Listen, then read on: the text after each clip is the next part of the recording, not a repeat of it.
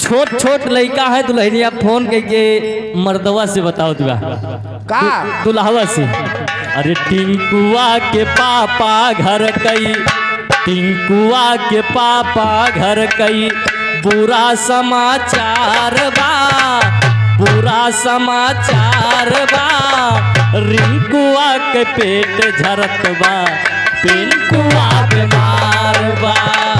टिंकुआ के पापा घर के बुरा समाचार बा, बुरा समाचार बा, टिंकुआ के पेट जरत बा, टिंकुआ बीमार बा।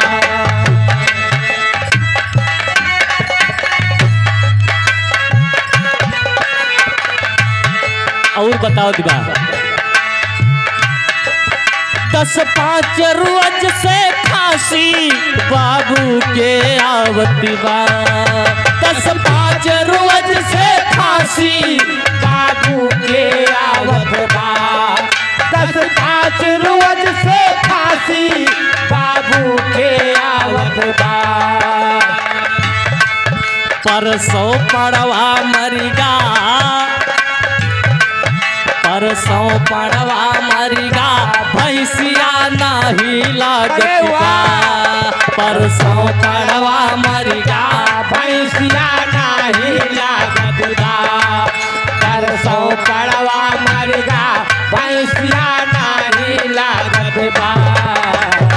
दुल्हनिया बताओ बा कि दादा की तबीयत बहुत गड़बड़ बा,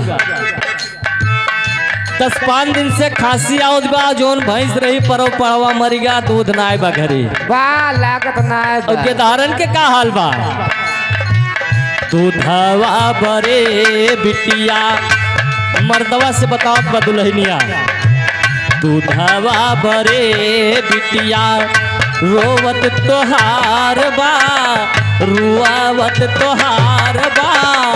रिंकुआ के पेट धरत बा, पिंकुआ बीमार बा, दूधवा बरे